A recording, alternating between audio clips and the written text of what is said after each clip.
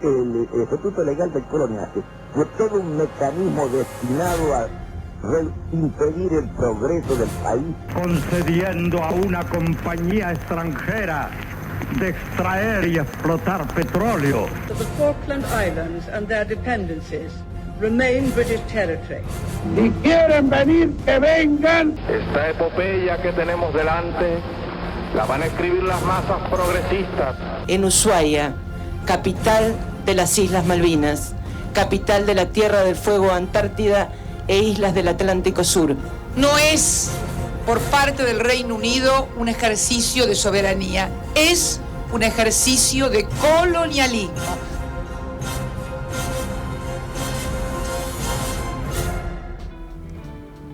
Muy buenas noches, amigos de Hora Malvinas. Estamos aquí cumpliendo nuevamente, como lo dijimos, compartiendo en este caso la segunda parte de este documental denominado Hundimiento al General Belgrano.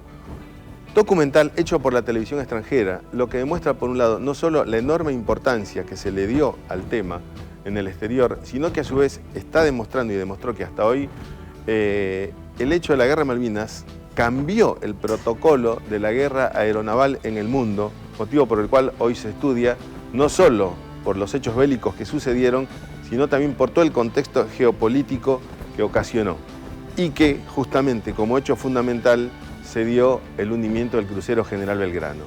En esta parte vamos a seguir contando y mostrando la historia, pero lo que es interesante a su vez es que se juntan a dos excombatientes del crucero General Belgrano y a dos excombatientes del agresor del submarino Conqueror. Y que de esta forma culmina el encuentro en donde se muestra una vez más realmente que quienes pelean la guerra no son quienes muchas veces son los que desean la guerra. Segunda parte, compartimos y estamos compartiendo de esta manera este documento realmente extraordinario. 2 de mayo de 1982, justo antes de amanecer. El Belgrano aún se dirigía hacia el este, hacia la flota británica, cuando el capitán Bonzo recibió un cambio de órdenes. El mensaje decía que yo debía cesar ese rumbo que yo tenía y retrotraerme un poco más atrás hacia el oeste. Sin saber por qué, realicé la maniobra. Di vuelta y comencé a navegar hacia el oeste. El nuevo rumbo del Belgrano, lejos de la flota británica y hacia el continente, podía parecer una retirada, pero no lo era. El comandante argentino de operaciones navales, el almirante Lombardo, ordenó que todos los buques de superficie dieran la vuelta temporalmente. Esto es, el grupo de ataque de superficie, el grupo de portaaviones, el grupo del Belgrano. Todos ellos se dirigieron hacia el oeste, no hacia el continente, sino a un punto de contención frente al continente, listos para acercarse al día siguiente si era necesario. El Conqueror continuaba siguiendo al Belgrano cuando la tripulación recibió unas órdenes que cambiarían sus vidas. De repente escuchamos la retransmisión por radio y había un cambio en las reglas de combate. No recuerdo las palabras exactas, pero en definitiva era una orden de hundir el Belgrano. Tiene que entender que éramos guerreros de la Guerra Fría. Lo que hacían los submarinos era seguir a la gente y fotografiarlos y hacer cosas a hurtadillas como esas. La idea de disparar torpedos a alguien, hacíamos prácticas y eso, pero formaba parte de nuestro repertorio de trucos. Pero rápidamente se hizo obvio que probablemente iba a pasar. A primeras horas de la tarde, el Conqueror se sumergió y tomó una posición delante del Belgrano, esperando a que el crucero presentara su costado al pasar. Tuvimos una discusión respecto a qué armas íbamos a disparar. En aquellos tiempos solo llevábamos dos clases de armas y eran los Mark 8 que teníamos desde 1939 y la maravillosa y horrible máquina nueva llamada la Mark 24. Un Mark 8 me llevaba 5 minutos cargarlo, el 24 me llevaría media hora y era un arma nueva. Y no era un arma que me gustara particularmente, porque nunca la había lanzado. Nunca jamás en mi carrera naval había disparado un Mark 24 y no lo había visto estallar. El Mark 24 o pez tigre usaba un método totalmente diferente de destrozar un barco. En lugar de detonar por impacto, El dispositivo que guiaba al pez tigre llevaba un fusible magnético que provocaba una explosión directamente debajo del objetivo. La explosión resultante levantaba el barco del agua y le partía el casco.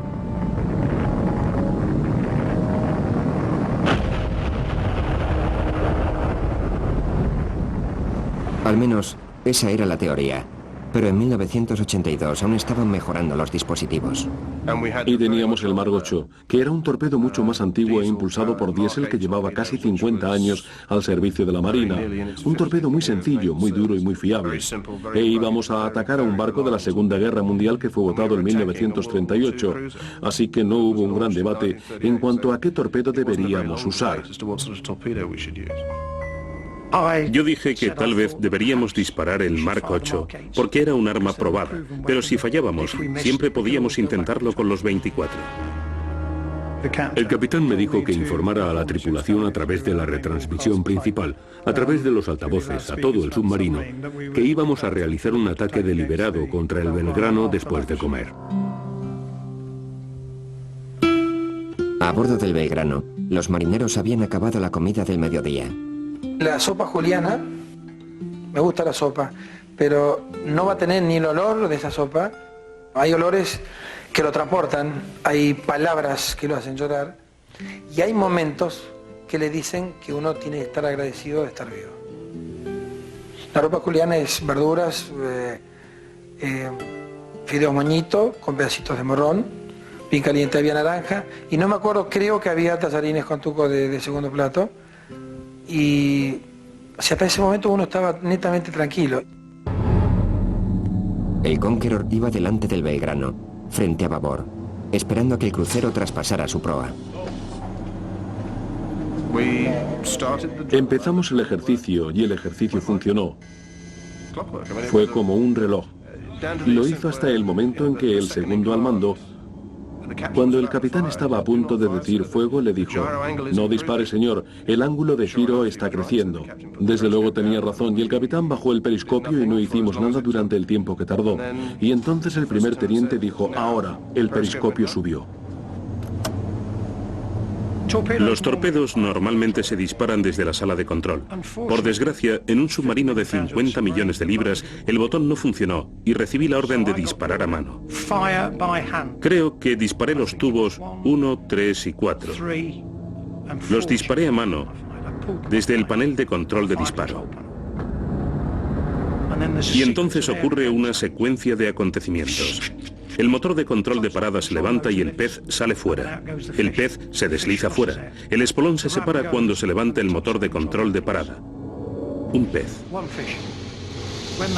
Cuando esa secuencia está completa, tiro de la manilla de control al siguiente tubo de torpedo. Y ocurre lo mismo. Cuando la secuencia se termina, tiro de la manilla del tercer tubo. 3 segundos. Los torpedos tardan menos de 1 minuto en alcanzar su objetivo. La temida espera. Por favor, estalla. ¿Lo hemos hecho todo bien? ¿Ha funcionado? Eran las 4 en punto de la tarde. En el Belgrano, los marineros estaban en el proceso de cambiar de turno.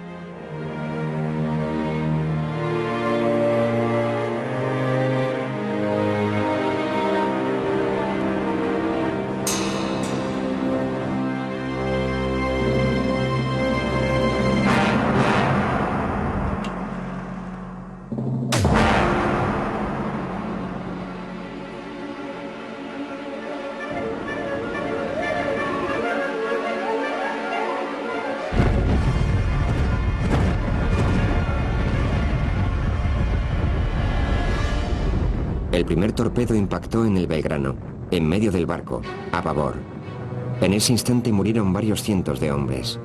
Fue el torpedo que, por supuesto, mató a toda la gente que estaba en la sala de máquinas. Los marineros que habían escapado a la explosión inicial tuvieron que enfrentarse al fuego. La gente que estaba en la cubierta del comedor ven producirse en el piso un gran orificio. Y en ese momento una bola de fuego que era aire caliente, aire incandescente, que ven venir hacia ellos. No podían hacer otra cosa que taparse la cara para cuidar el rostro.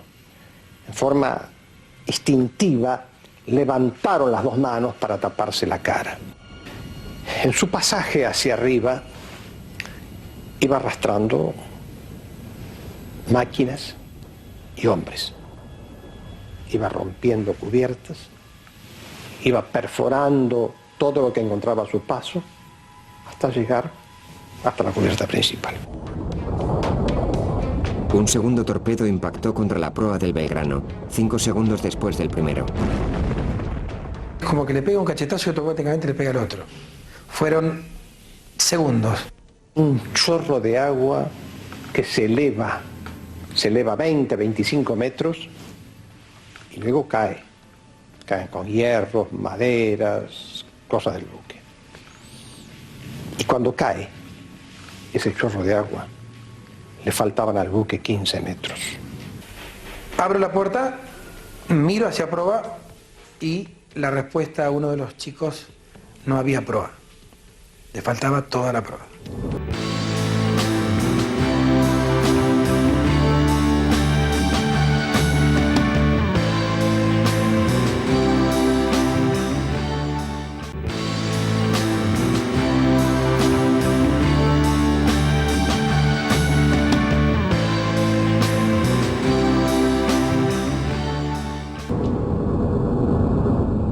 A bordo del Conqueror, la tripulación podía escuchar los torpedos alcanzando su objetivo.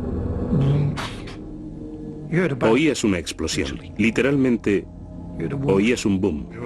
Era un sonido de vapum y sonó 2 veces. A la primera explosión hubo vítores en el submarino. Se oyeron en todas partes. La conmoción es ruidosa. Eran más de 400 kilos de explosivos estallando a menos de 1 kilómetro de distancia. Ese momento aún obsesiona a los hombres que estuvieron allí. No piensas en las personas a bordo. El trabajo no es matar gente, es detener el barco. Si detienes el barco y todo se para, estupendo. Pero es probable que cuando lanzas 1000 kilos de explosivos para que impacten en algo, a 40 y tantos nudos, va a impactar y a matar gente. Fue tarde esa noche cuando nos sentamos y pensamos qué habíamos hecho. Y piensas, ¿cuántas personas iban en ese barco? Dios, pobres diablos, son igual que nosotros, están haciendo exactamente el mismo trabajo que nosotros. Y es muy triste, de verdad. El Belgrano se paró en seco y empezó a llenarse de agua muy rápidamente. El buque queda totalmente a oscuras, sin energía y con un silencio, yo diría, aterrador. Si el silencio a veces es una cosa muy buena, pues en un buque de guerra el ruido de las máquinas andando es una bendición. Usted siente ese yum, yum, yum, yum, y uno duerme tranquilo. El comandante está en paz consigo mismo. El peligro es cuando siente el silencio, porque el silencio es la muerte. Bajo cubierta, cientos de hombres corrían por los oscuros corredores, buscando la seguridad de las cubiertas superiores. En esa explosión segunda es como que el buque paró y entró a hacer unos ruidos tremendos, que era como que se partía, crujía. Eso es muy simple entender por qué hacía eso. El buque tenía unas bisagras, como el buque era tan largo, entonces esas bisagras era como que hacía ruido y como de dolor. Uno se imagina que el buque sentía dolor, ¿no?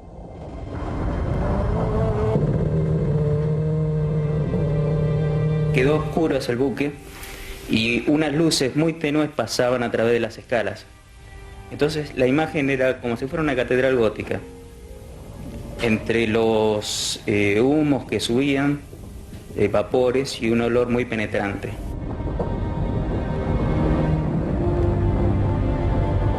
Mientras la mayor parte de la tripulación corría hacia arriba, Unos cuantos trataron de bajar y no sobrevivieron. Me decidí a ir a las máquinas a buscar mi salvavidas. Llegué hasta el comedor. No pude seguir más porque los gases del torpedo eran muy fuertes.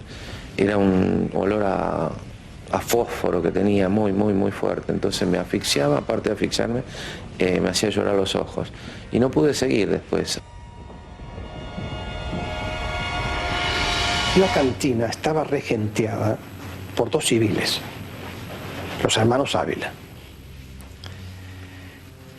Cuando estábamos en Puerto Belgrano y íbamos a zarpar para la guerra, quedamos con mi segundo comandante de ofrecerle a los 2 cantineros civiles la posibilidad de desembarcarse, porque ellos no tenían obligación de ir a la guerra. No, señor, qué esperanza. Nosotros somos tripulantes del crucero, queremos embarcar, no nos dejen en tierra. Cuando uno de los hermanos se dirige a la cubierta para ocupar su puesto de abandono, no ve entre la gente que está en la cubierta a su otro hermano. Entonces, llevado, impulsado por su amor de hermano, baja a las cubiertas bajas, oscuras, llenas de petróleo, vapor, agua caliente, inundación. Baja. Y hoy los 2 hermanos Ávila son 2 de los 323 héroes del crucero.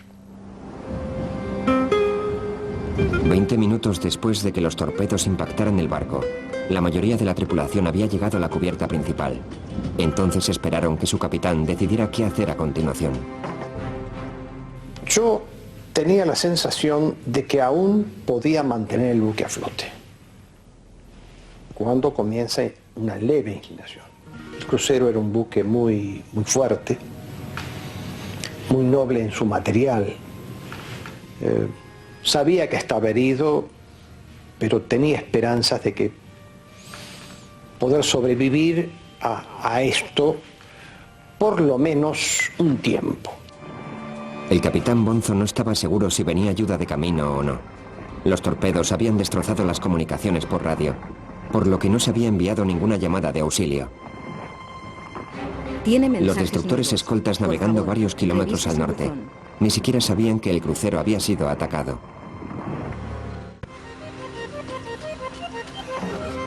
Domingo por la tarde, 2 de mayo de 1982. 20 minutos después de que explotaran los torpedos, el capitán Bonzo supo que el Belgrano se estaba hundiendo y que no había mucho tiempo para que sus hombres subieran a los botes. La banda de babor, que es la banda de la izquierda, había penetrado en el agua unos 8 metros, a tal punto que se podía pasar de la cubierta directamente a la balsa. No así la de estribor, que estaba totalmente levantada. Y por esa banda de estribor fue muy difícil el abandono. Entonces a las 16:20, 16:23 aproximadamente, es el momento que yo ordeno el abandono del buque. Para escapar, los marineros tenían que saltar a los botes, pero eso no siempre era posible. Muchos marineros tuvieron que saltar directamente al agua, que estaba apenas sobre el punto de congelación. Algunos nunca volvieron a la superficie. Entonces lo primero que tiramos es a volcarnos, a tirarnos al agua. Para que tengas una idea, caerse al agua es como si 1.000.000 de agujas se clavaran en el cuerpo en ese momento, ¿no?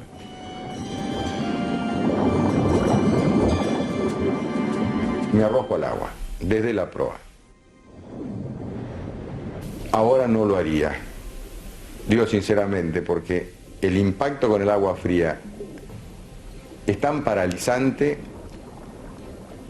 es doloroso, y aparte que el agua entra inmediatamente por toda la ropa y es como estar en el agua, y la sensación es de muerte inminente. Uno no puede respirar, no puede moverse, no puede nadar, está torpe, y no es tan fácil nadar con todo el equipo, la pistola y los zapatos. Cuando salgo a la superficie, justo era el ritmo de rolido, donde, como si fuera este techo, tenía el casco del buque. Y uno no puede hacer nada, no puedes nadar, no puedes alejarte, estás como boyando a merced del agua. No puedes nadar contra el agua. Y por un instante pensé que se terminaba todo. Uno de los tripulantes tenía una cámara y sacó una foto. Solo un par de hombres permanecían en cubierta, en pie cerca de la proa partida. Uno de ellos era un suboficial llamado Barrio Nuevo. El otro era el capitán Bonzo. Corrimos la cubierta un poco para ver si había algún herido que necesitara la ayuda nuestra. No había ninguno. Barrio Nuevo acepta tirarse al agua, siempre y cuando yo me tire. Entonces él hace la señal de la cruz, se para en la quilla de rolido del buque, que está abajo, y de ahí se va al agua. Y luego yo, también haciendo la señal de la cruz, me dejo deslizar por esa misma soga, nado unos 50 metros, y 3 balsas estaban esperando esas 2 figuras humanas que no sabía quiénes eran, pero que eran 2 tripulantes, con peligro de que el buque se diera vuelta y se las chupara las balsas. Sin embargo, ahí estaban. Pienso que fueron una de las primeras balsas en salir, porque toda la parte después, o sea, toda la parte de imágenes al hundimiento, fueron sacadas de la balsa mía. Esas fotos muestran un grupo de botes a babor del barco, cargando supervivientes. Todos corrían peligro de ser arrastrados con el crucero cuando se hundiera. Nosotros sacamos fuerza para tratar de alejarnos de esa zona peligrosa, y el destino quiso que no sea una ola que se dio vuelta, o porque nos vio que éramos lindos, porque quería que nos salgamos. La cosa que esa ola pegó contra el buque, rebotó contra el buque y nos alejó. Y después, bueno, se abrió el mar y ya el viento nos llevó más o menos a unos 300, 400 metros en el momento que el buque desapareció de superficie, ¿no?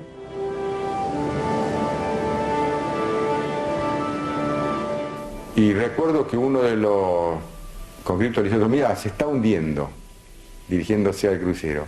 Yo no quiero mirar, dice el otro.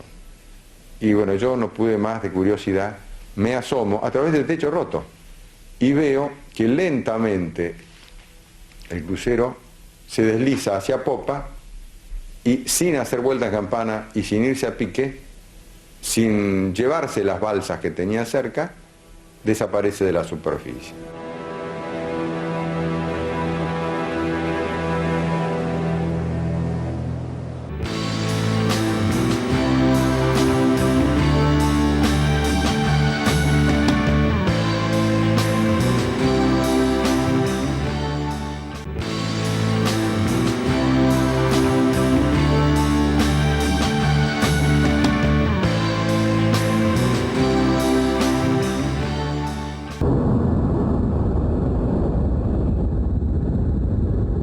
A bordo del Conqueror grabó el ruido mortal del Belgrano.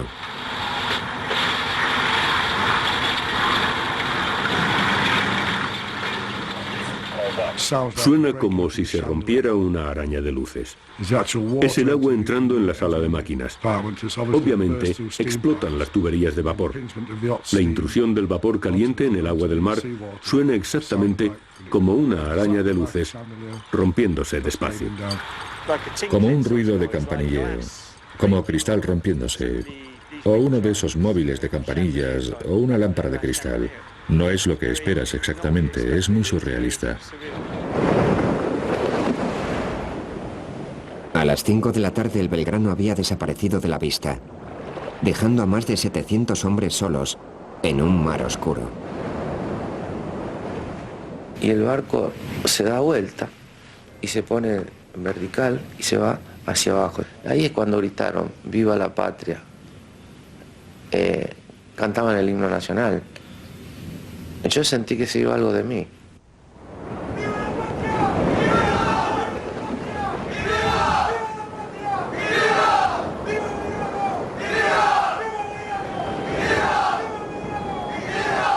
dijo un tripulante, sí, qué notable. Su hundimiento fue tan noble como toda su vida. Ninguna balsa se fue con él, no arrastró a nadie. Si realmente son 13.500 toneladas más 9.000 toneladas de agua que comenzaron a irse hacia abajo. Así se habrá ido hasta los 3.000 metros hacia abajo. Allá está, junto con los hombres que lo acompañan. El Belgrano aún sigue allá abajo, en alguna parte, aunque 8 días de búsqueda no han hallado ni rastro de él. A la expedición solo le quedan 4 días, y Kurt Newport está empezando a preocuparse. Vamos a intentar completar la segunda mitad de la línea que no completamos antes porque empezó la tormenta, y luego volveremos hacia el sur y haremos otra línea hacia el sur. Todos sabemos que el barco está ahí abajo, y si buscamos en un área lo bastante grande lo encontraremos. Lo que no sé es si vamos a poder hacerlo.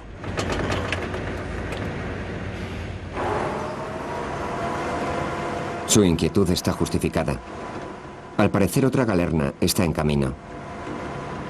Sumergen el sonar cuando aún hay una calma relativa y se preparan a aguantar la tormenta. Entre los veteranos un viejo malentendido por fin se aclara. El día del Belgrano pensábamos que los destructores nos lanzaban cargas de profundidad. Es lo que creíamos. Los argentinos les dicen que nunca ocurrió. Las explosiones que oyeron debieron ser otra cosa. Cuando el Belgrano se hundió, las calderas explotaron. Tal vez es lo que oísteis. Y eso fue unos 45 minutos o 1 hora después de recibir el impacto del torpedo. Porque yo estaba en una balsa. Decís balsa. Y también oímos una gran explosión y asumimos que eran las calderas. Mientras tanto, la tormenta que han estado esperando tarda en llegar. Se pierden otras 12 preciosas horas. La habilidad de predecir el tiempo es un gran problema. Porque, por ejemplo, ahora mismo se supone que tendría que estar soplando el viento a 33 nudos, pero tenemos 4 o 5 nudos de viento. En potencia, podríamos haber hecho una búsqueda en esta zona durante la noche, y no hemos hecho nada porque ayer hizo muy mal tiempo, y luego se calmó otro rato, y luego se suponía que iba a volver a ponerse bravo. Pero no ha ocurrido así, tan pronto como esperábamos, así que hemos perdido medio día porque el mal tiempo que tenía que llegar no llegó.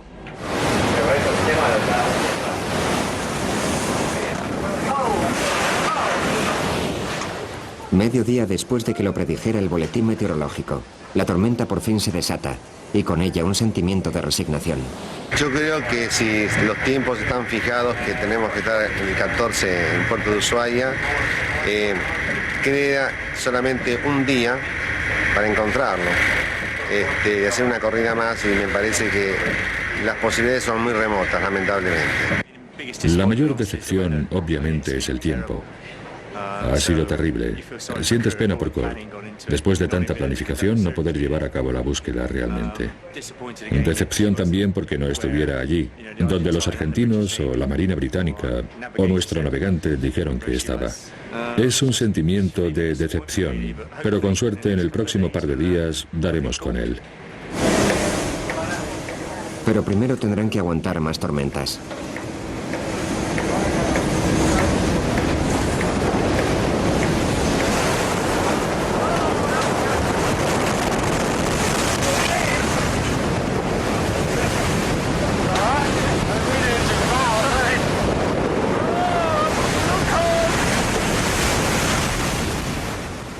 En cubierta, solo mantenerse en pie ya es un problema. Pero al menos ellos tienen un barco. Los supervivientes del Belgrano estaban apiñados en balsas de goma cuando una tormenta los alcanzó justo después de que desapareciera el crucero. Vientos que soplaban a más de 100 kilómetros por hora. Olas de 6 metros. Temperaturas cerca de bajo cero. Durante la noche que empezó el temporal, vos escuchabas el viento y las olas que venían y de repente un silencio. Y caía la ola sobre el techo de la balsa, hundiéndonos a todos. Y fue algo realmente, si lo transportáramos el infierno del Dante al mar, sería algo muy parecido, ¿no? no sé cómo explicarle. Es como si una mujer embarazada a los 8 meses pone a jugar al rugby. Así era la balsa. Me imagino yo nunca, no me acuerdo cuando estaba en la panza de mi madre.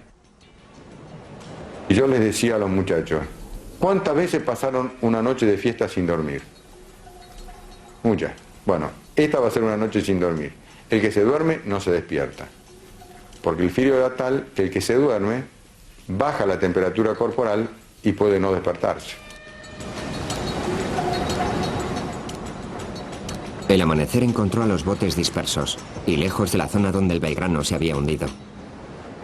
Habíamos navegado, impulsado por el viento, cerca de los 80, 90 kilómetros esa noche. Entonces era difícil detectar, sobre todo que había un temporal muy grande, los aviones no podían hacer vuelos más bien bajos, había poco plafón, prácticamente no existía, de manera que la búsqueda aérea se hacía muy dificultosa. Algo que estábamos todos preocupados porque había uno de los chicos que estaba en la balsa que no podía orinar. Y llevaba el martes de la madrugada sin orinar y estaba... Lo taparon y no había manera, y teníamos miedo. Hasta que por ahí un silencio total se escuchó. Sacar el loto, una lotería. Al alba, aviones despegaron del continente para iniciar la búsqueda, aunque no tenían muchas esperanzas de encontrar nada. Mucha gente asumía que el Belgrano se había hundido con su tripulación. Entonces, un avión de búsqueda a punto de terminar su combustible localizó una balsa, y luego otra.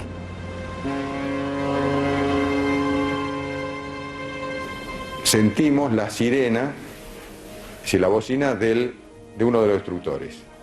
Imagínense, después de estar un día en la soledad del océano, sentir que venía el destructor justo hacia nosotros, fue una excitación fantástica.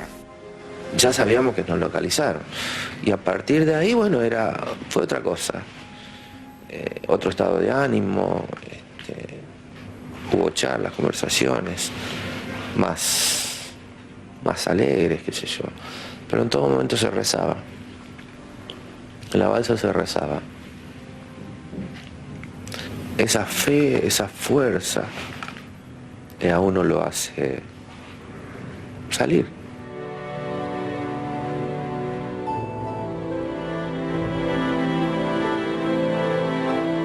...24 horas después de hundirse el Belgrano...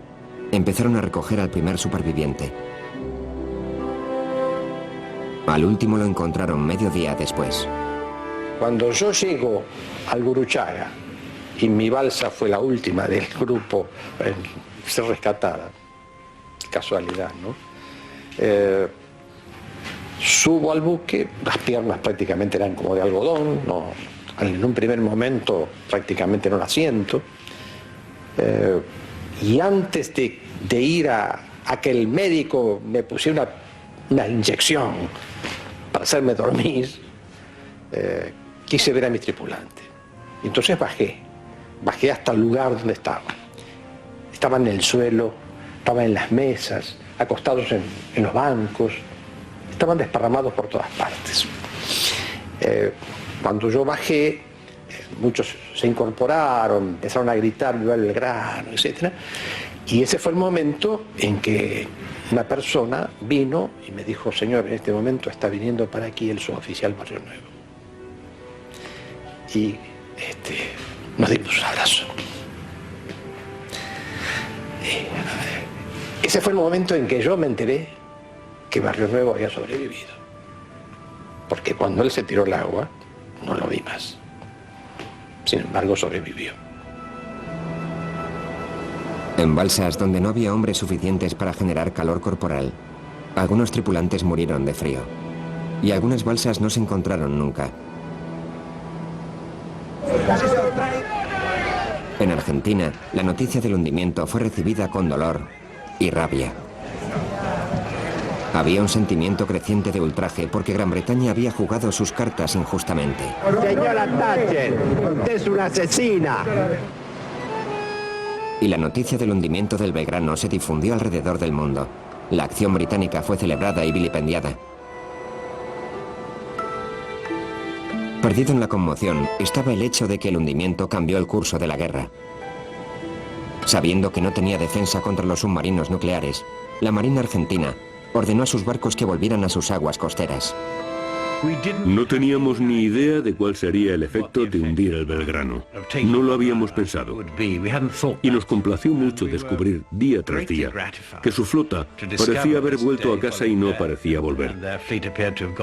Nos complació mucho descubrir que el hundimiento del Belgrano efectivamente había derrotado a su marina. Los buques de guerra de la Marina Argentina estaban fuera de acción, pero no su aviación. 2 días después de que se hundiera el Belgrano, un par de cazabombarderos lanzaron misiles Exocet a las fuerzas especiales británicas.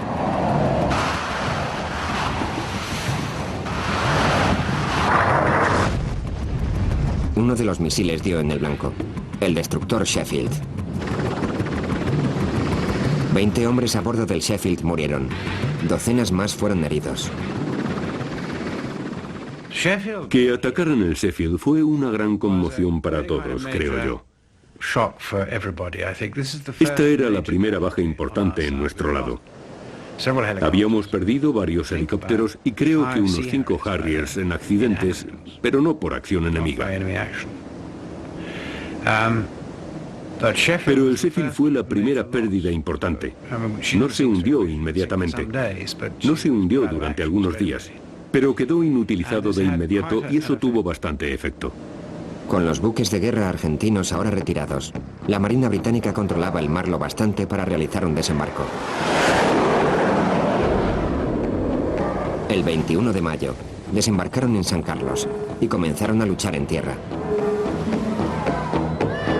7 días más tarde, las tropas británicas capturaron la colonia de Goose Green. Mientras tanto, los ataques aéreos de Argentina continuaban. En total, 7 buques británicos se hundieron y una docena más fueron dañados. Como las bajas comenzaban a aumentar, las tropas británicas se movieron por tierra hacia la capital de Stanley. Atrincherados, los soldados argentinos ofrecieron una resistencia tan feroz como esporádica. Por fin, después de 3 semanas de duras luchas, los británicos aseguraron las tierras altas alrededor de Stanley, y el 14 de junio los argentinos se rindieron.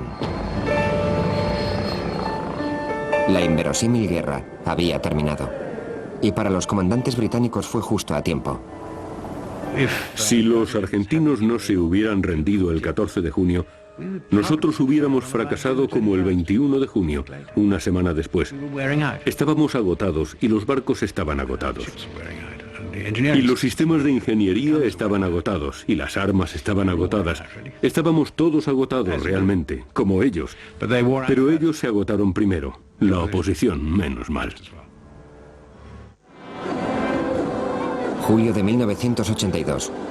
4 semanas después del final de la guerra, la mayor parte de las fuerzas especiales británicas regresaron a Portsmouth y a una bienvenida tumultuosa.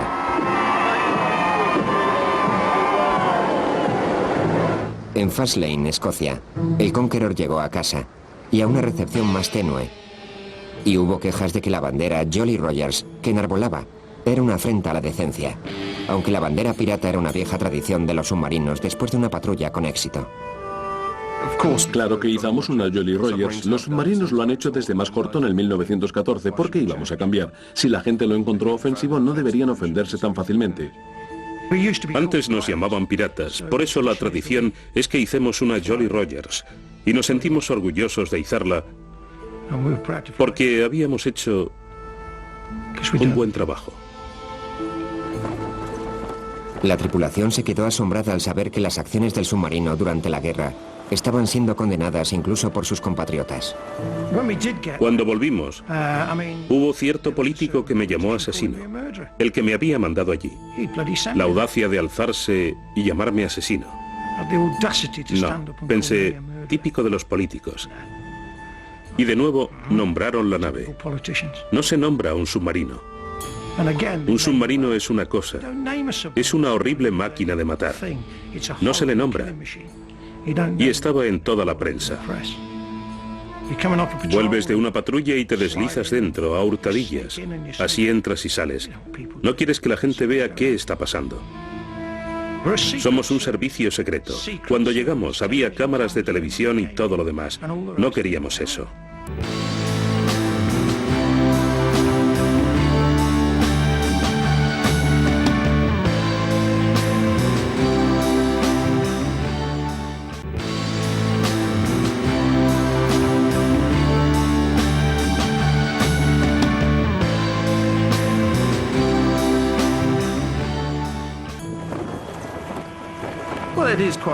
Es muy agradable que te digan lo maravilloso que eres y que haya medio mundo en el muelle para recibirte.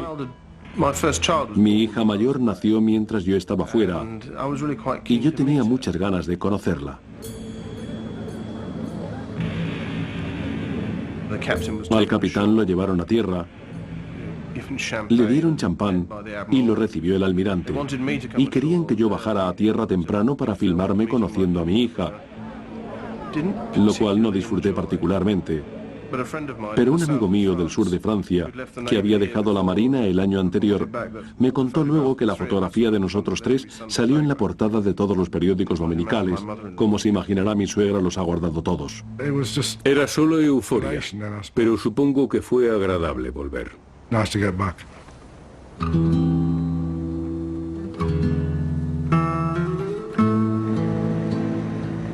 En Argentina, la tripulación del Belgrano regresó a efusiones de emoción y la agridulce recepción que reciben los trágicos héroes de un sueño que se ha evaporado.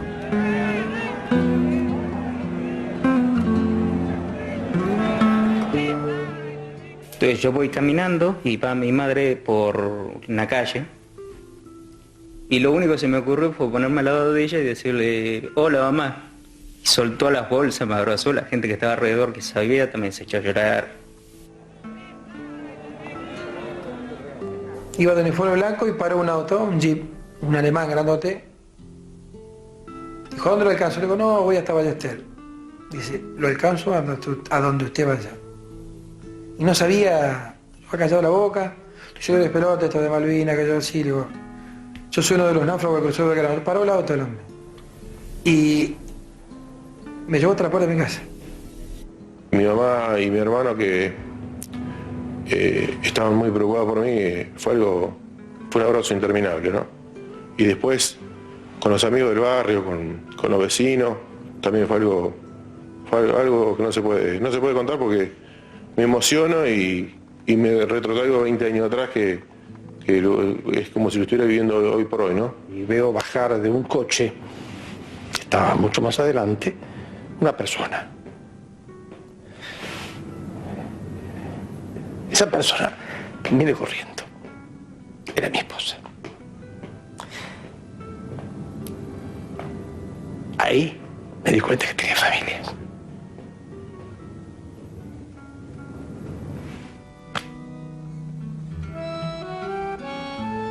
Habían ido a la batalla llenos de orgullo y confianza, a luchar por lo que creyeron justo. Como nación, habían apostado y habían perdido. Lo único que siento es que no las tenemos las islas. Y por ahí hay un cierto alejamiento, pero sé que la vamos a tener en el futuro. Y no va a ser con guerra, no va a ser con guerra, va a ser con paz. Ellos tuvieron el honor de dar la vida por los amigos, que somos nosotros, y que Dios en el momento que los torpedos iban hacia el buque, estiró su mano, tomó a lo que necesitaba, que eran a los 323 que se fueron, y nos dejó a nosotros para que en este momento pudiera contarle a usted lo que realmente pasó para que no vuelva a suceder. Fuimos a la guerra. En la guerra uno está dispuesto a dar o recibir. En los buques de guerra no hay vanguardia ni retaguardia. Todos vivimos la misma suerte. Si el torpedo, en lugar de pegar en este lugar, pega 40 metros más a proa, son otros los muertos y otros los sobrevivientes. De manera que el destino le dice a uno algo que es inamovible, el momento del fin de su vida. Nosotros ayudamos a ese destino, hasta donde pudimos. Lo ayudamos con adiestramiento, con camaradería, con espíritu de equipo, con espíritu de buque, con responsabilidad. Lo ayudamos. Pero finalmente es el destino el que da su última palabra. Es una cosa así. Las guerras las hacen los poderes, no la hace el civil. Yo no tengo nada contra el inglés y el inglés tampoco. Obviamente si el submarino nosotros teníamos la posibilidad de hundirlo, lo hubiésemos hecho, porque ese era nuestro trabajo en ese momento. Pero no tengo un odio hacia ese marino que estaba en el buque enemigo. Y yo creo que ellos igual, ellos no tienen odio hacia nosotros.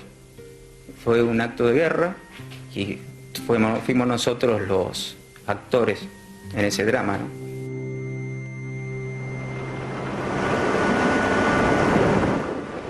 Es el último día de la búsqueda y el sonar todavía no ha encontrado un solo indicio del buque de guerra perdido.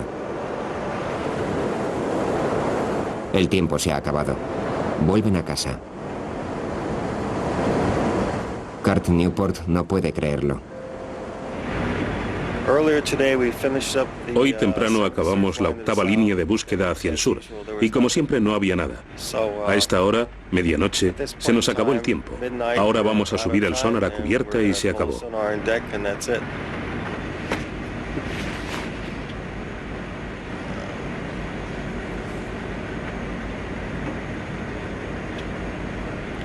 Debo decir que nunca, jamás, ni en mis sueños más locos, creí que si veníamos aquí y buscábamos en toda la zona, no encontraríamos ese barco. Porque un barco hundiéndose es un gran desastre, deja material. Cuando el torpedo le golpea, hay cosas que saltan del barco. Se hunde todo, pierdes todas las chimeneas, pierdes todos los mástiles, los radares, los cañones, las torretas se caen. Deja un montón de escombros en el fondo y no hemos visto nada de eso. No está allí. Y yo no entiendo por qué. Los veteranos reciben la noticia por la mañana. Quiero que sepáis que hemos acabado la búsqueda y, como sabéis, no hemos encontrado lo que estábamos buscando. Supongo que seguramente estará a unos 3 kilómetros fuera de nuestro cuadrado. Pero ya no tenemos más tiempo, así que volvemos hacia Ushuaia. Los argentinos saben que sus compatriotas estarán decepcionados, pero a un nivel personal es un alivio. Tengo sentimientos encontrados. Por un lado, un poco de tristeza por no haber podido brindar el homenaje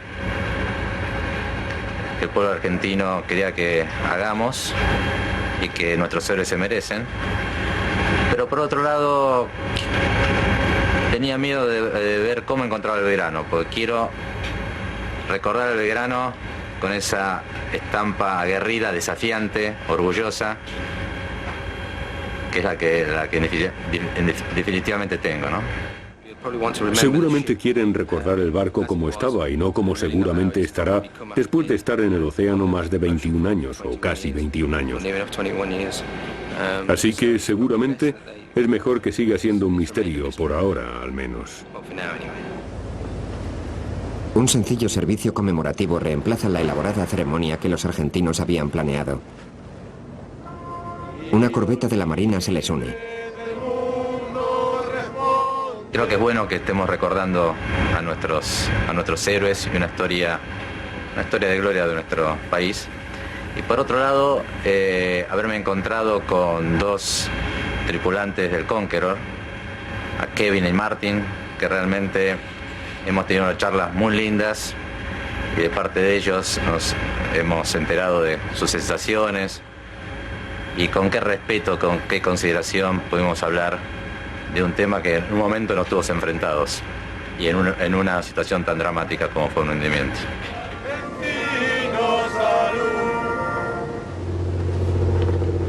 Una corona de cuerda simboliza la conexión entre los que están sobre el agua y los que están debajo.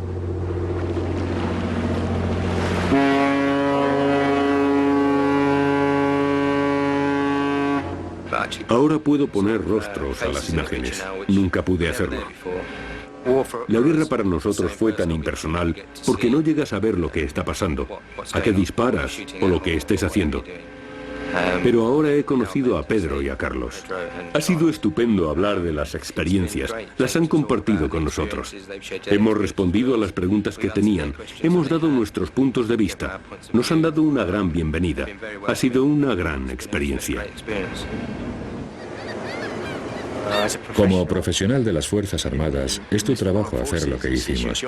Pero ahora hemos venido aquí. He conocido a 2 hombres que estuvieron allí. Ya no es impersonal. Siento que me ha ayudado mucho.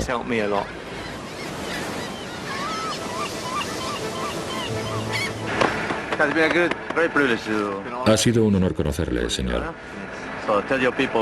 Díganle a su gente cómo pensamos. Espero que vuelvan pronto aquí, ¿de acuerdo? Hace 20 años estos 4 hombres estuvieron a 1 kilómetro de distancia, adversarios sin rostro en una guerra inverosímil. Cazadores y cazados. Ahora se llaman amigos.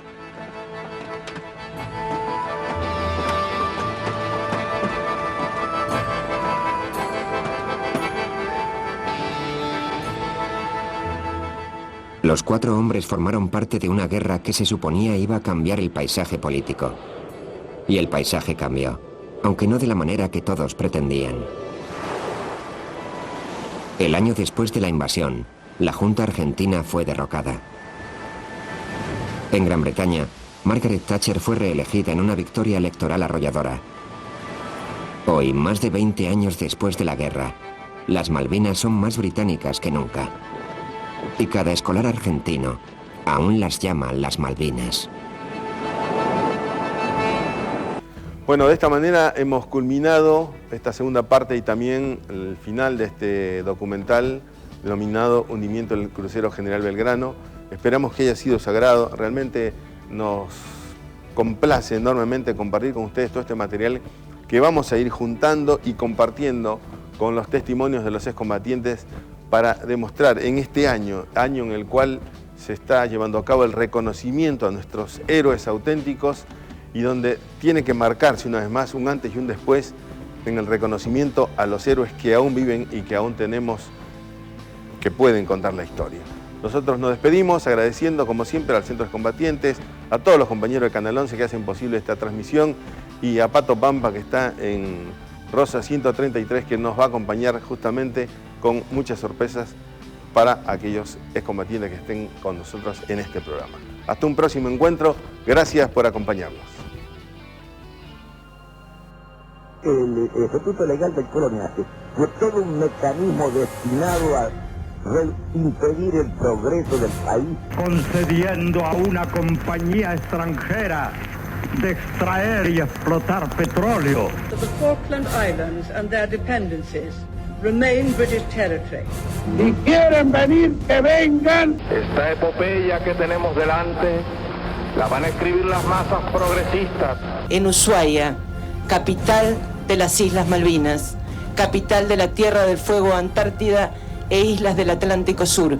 No es por parte del Reino Unido un ejercicio de soberanía, es un ejercicio de colonialismo.